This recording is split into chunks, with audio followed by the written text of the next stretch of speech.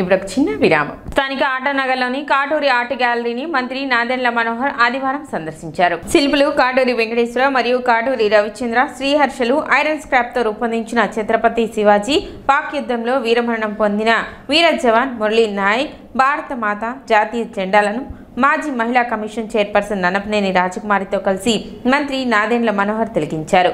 మంత్రి మనోహర్ మాట్లాడుతూ జవాన్ విగ్రహాన్ని తయారు చేయడం ద్వారా తెనాలి కళ ప్రత్యేకతని మరోసారి చాటి చెప్పారన్నారు.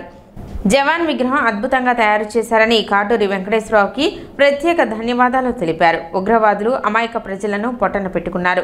ఈ ఘటన దేశ ప్రజల మనసు గాయపరిచిందన్నారు. ఉగ్రవాదులను అణిచే విషయంలో మోదీ నాయకత్వానికి దేశ ప్రజలు అన్ని రకాలుగా అండగా ఉండాలన్నారు. జవాన్లకు వారి యొక్క కుటుంబాలకు ప్రతి ఒక్క పౌరుడు అండగా ఉండి గౌరవించుకోవాలని చెప్పారు. స్క్రాప్ తో జవాన్ విగ్రహం సజీవంగా తయారు చేసిన తీరు అద్భుతంగా ఉందన్నారు. కాటూరి మనసులో ఉన్న భావన దేశభక్తితో విగ్రహాన్ని అద్భుతంగా తయారు చేశారన్నారు. విగ్రహాలు తయారు చేయడం మామూలు విషయం కాదు. మా తరపున వారికి అన్ని విధాలుగా సహాయ సహకారాలు అందిస్తామని మంత్రి నాదెండ్ల మనోహర్ అన్నారు.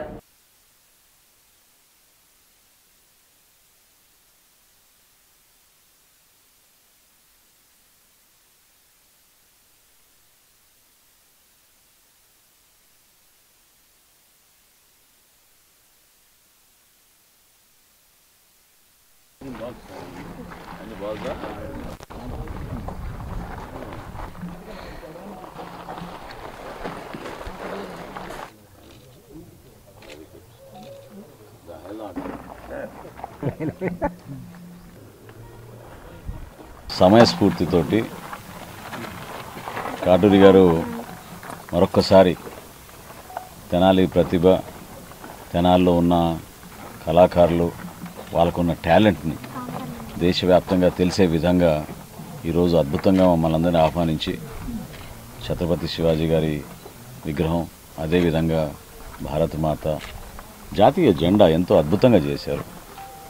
రెపరెపలాడుతూ అది కూడా నిజంగా చాలా చాలా ఆకర్షించే విధంగా అద్భుతంగా తయారు చేయడం జరిగింది. వాటితో పాటు నిజంగానే భారతదేశంలో ఈరోజు మనకున్న యుద్ధ వాతావరణం ఏ విధంగా పహల్గాంలో 26 మంది అమాయకులు పర్యాటకులుగా ఆ ప్రాంతానికి వెళ్తే వాళ్ళని ఉగ్రవాదులు వచ్చి హతమార్చారు. దేశం కూడా ఒకే నిదానంతో, ఒకే ఆలోచనతో కదిలింది. అదేంటంటే భారతదేశానికి ఇదొక సందర్భం, సమయం. నరేంద్ర మోడీ గారి నాయకత్వాన్ని మనందరం కూడా బలపరచాలి. ఆయన ఏ నిర్ణయం తీసుకున్నా ఆయన వెంట మనందరం ఉందాం. దేశ రక్షణ కోసం పోరాడుతున్న మన సైనికులకి మనందరం కూడా ఒక ఉత్సాహం నింపేటట్టు, ఒక భరోసా నింపేటట్టు, ధైర్యం వాళ్ళ కుటుంబ సభ్యులకి, దేశం మొత్తం కదిలొచ్చింది మీతో పాటు, మీరు చేస్తున్న కార్యక్రమాలని మేము సమర్థించే విధంగా, మేము గౌరవించుకునే విధంగా, ఎప్పుడు ముందుంటాం అనే ఆలోచన ప్రతి పౌరులో కలిగే విధంగా మన వీర జవాన్లు అద్భుతంగా చేశారు.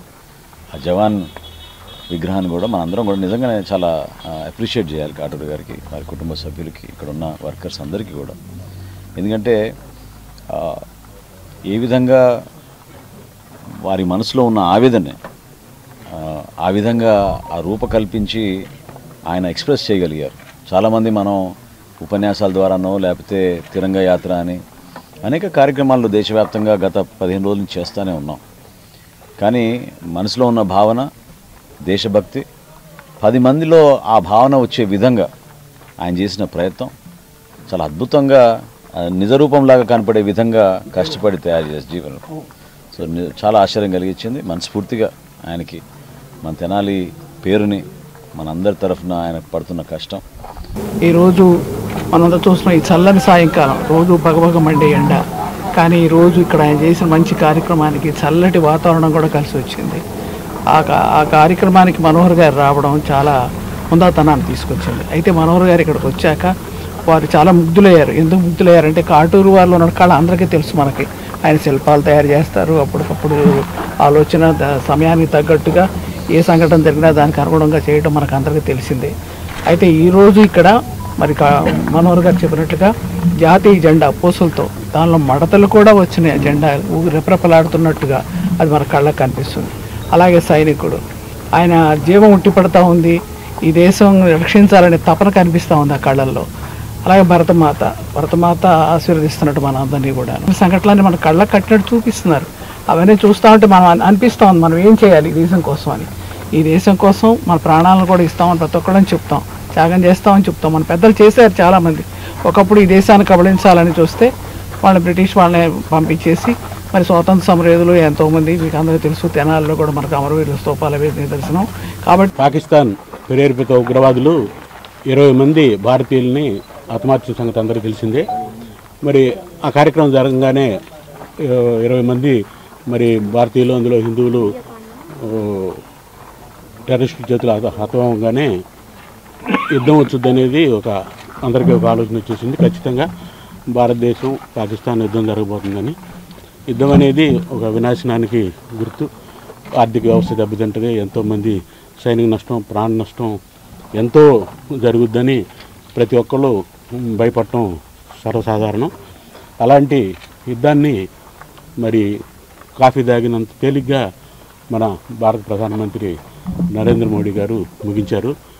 మరి ఆయన ఆ కార్యక్రమానికి ఆయన పరోక్షంగా అయితే ప్రత్యక్షంగా భారతీయ సైనికులందరూ మరి యుద్ధంలో పాల్గొని కొంతమంది ప్రాణాలు అర్పించినా మనకి సునాయాసంగా అసలు ఎలాంటి కష్టం తెలియకుండా మనకి విజయాన్ని సాధించి పెట్టారు.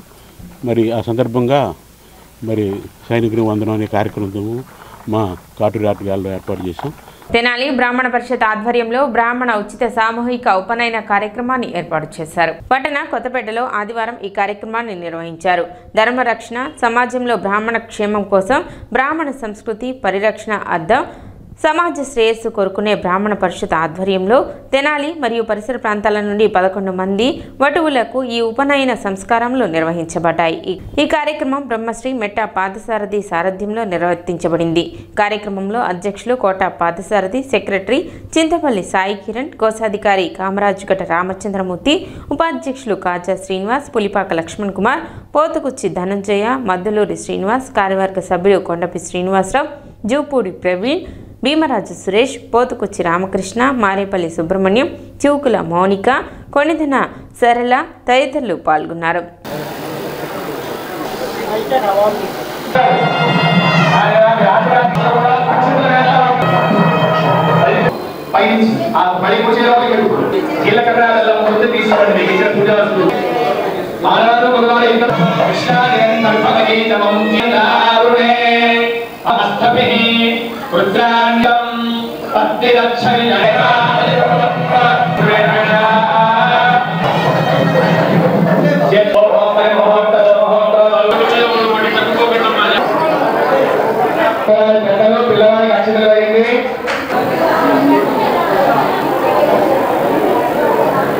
తెనాలి బ్రాహ్మణ పరిషత్ వారి ఆధ్వర్యంలో శ్రీ కాంచీ కామకోటి పీఠాధీశ్వరుడు శ్రీ శంకర విజయేంద్ర సరస్వతి మహాస్వామి వారి అనుగ్రహం చేత తెనాలి బ్రాహ్మణ పరిషత్ వారి ఆధ్వర్యంలో ఇవాళ సామూహిక ఉపనయనాలు అనేటువంటి కార్యక్రమం ఏర్పాటు చేయడం జరిగింది.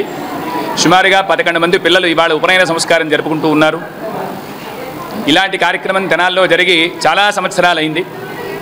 అమ్మవారి యొక్క అనుగ్రహం పిల్లలందరికీ అందజేయడం కోసం, అలాగే అమ్మవారి యొక్క అనుగ్రహ ప్రభావం చేత ఈ ప్రాంతంలో ఉండేటువంటి బ్రాహ్మణ వర్గం అంతా కూడా క్షేమంగా ఉండాలి అనేటువంటి సత్సంకల్పం చేత ఈ తెనాలి బ్రాహ్మణ పరిషత్ వాళ్ళు ఇంత మహత్తరమైనటువంటి కార్యక్రమానికి సంకల్పం చేశారు.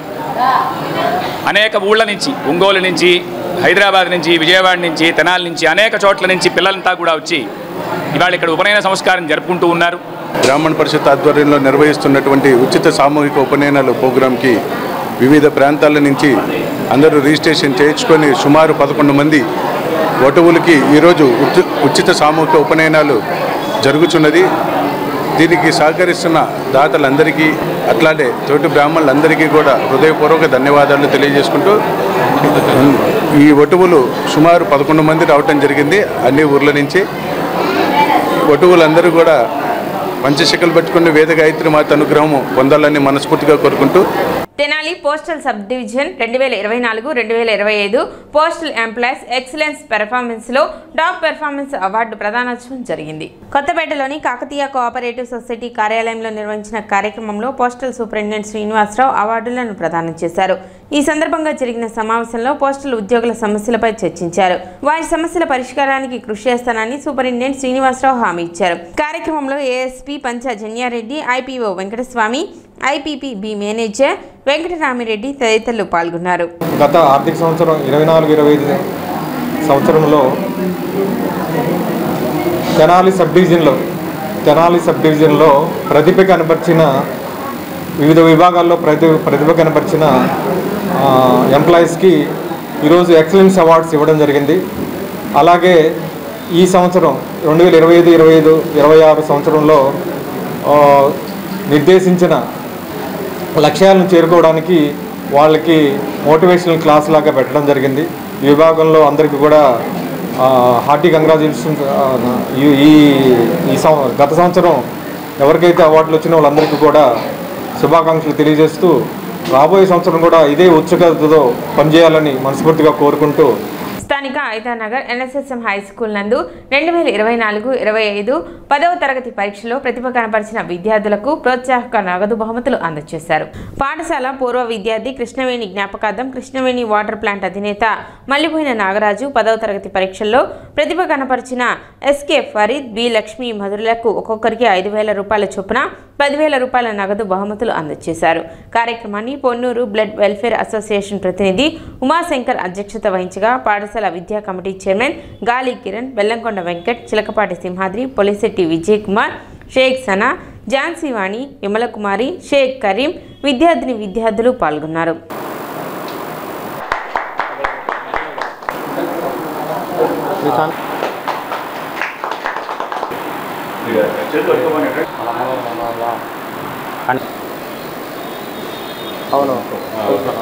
మా స్టూడెంట్ మల్లిపోయిన కృష్ణవేణి కిట్టు మా స్టూడెంట్ జ్ఞాపకార్థం ఈ రోజున వారి హస్బెండ్ నాగరాజ్ గారు మా స్కూల్ విద్యార్థులకి ఎవరైతే ఫస్ట్ వస్తారో ఒకరికి 5,000 రూపాయల నగదు బహుమతి ప్రకటించారు. ఆ ఫస్ట్ ఇద్దరు వచ్చారు కాబట్టి ఇద్దరికి కలిపి 10,000 రూపాయలు నగదు బహుమతి అందించారు. చాలా ధన్యవాదాలు.